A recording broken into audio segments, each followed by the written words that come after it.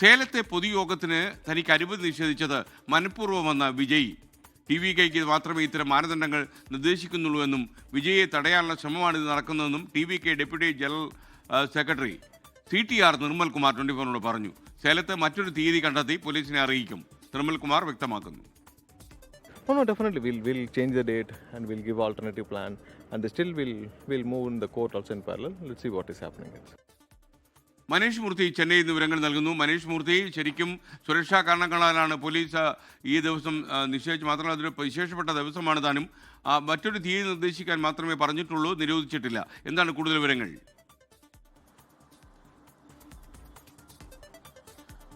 SKN എന്നാൽ TVKയുടെ ഭാഗത്ത് നിന്ന് പോലീസിന്റെ ഒരു സാങ്കേതിക കാരണം മാത്രമാണ് പറയുന്നത്. 4-ാം തീയതി ഡിസംബർ 4-നാണ് അവിടെ പരിപാടി അവതരിപ്പിക്കുന്നതിന് വേണ്ടി, പൊതുയോഗം സംഘടിപ്പിക്കുന്നതിന് വേണ്ടിയുള്ള ഒരു അപേക്ഷ നൽകിയത്. പക്ഷേ അന്ന് കാർത്തിക ദീപം നടക്കുന്നതിനാൽ അന്ന് സുരക്ഷ ഒരുക്കാൻ കഴിയില്ല. ഡിസംബർ 6 ബാബറി മസ്ജിദ് ഡേ ആണ്. അപ്പോൾ അതുകൊണ്ട് തന്നെ ആ ദിവസങ്ങളൊന്നും സുരക്ഷ ഒരുക്കാൻ കഴിയില്ല എന്നാണ് പോലീസ് പറഞ്ഞിരുന്നത്. പക്ഷേ TVK ആരോപിക്കുന്നത്, നിർമ്മൽ കുമാർ പറയുന്നത്, അത് വിജയ് ഉയർന്നു വരുന്നതിന് തടയിടാനുള്ള, വിജയ് രാഷ്ട്രീയത്തിൽ ഉയർന്നു വരുന്നതിന് തടയിടാനുള്ള ഒരു ശ്രമത്തിന്റെ ഭാഗമാണ്.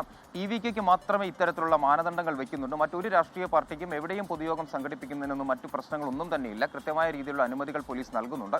പക്ഷേ TVK ഒരു അപേക്ഷ നൽകുമ്പോൾ മാത്രമാണ് ഈ രീതിയിലുള്ള മാനദണ്ഡങ്ങളും മറ്റു പ്രശ്നങ്ങളും ഒക്കെ പോലീസ് ഉന്നയിക്കുന്നത്. എന്തായാലും ഇതിനെതിരെ നിയമ വഴിയിൽ തന്നെ മുൻപോട്ട് പോകുമെന്നാണ് നിർമ്മൽ കുമാർ പറയുന്നത്. അത് കൃത്യമായി തന്നെ ഹൈക്കോടതിയിലാണെങ്കിൽ ഇപ്പോൾ പൊതുയോഗങ്ങൾക്കുള്ള മാനദണ്ഡം സംബന്ധിച്ചുള്ള കേസ് ഹൈക്കോടതിയിലുണ്ട്. അവിടെ കൃത്യമായ അഭിപ്രായം TVK പറയും.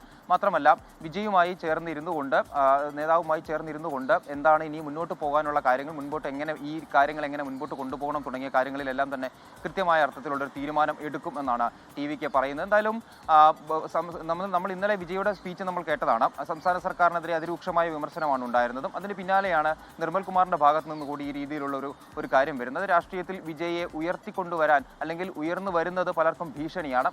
ഇതാണ് ഇത്തരത്തിലുള്ള പൊതുജനങ്ങളുമായുള്ള സമ്പർക്ക പരിപാടികളിൽ നിന്നെല്ലാം വിജയ് വിലക്കുന്നതിനുള്ള കാരണമെന്നാണ് TVK ആരോപിക്കുന്നത്. SKN.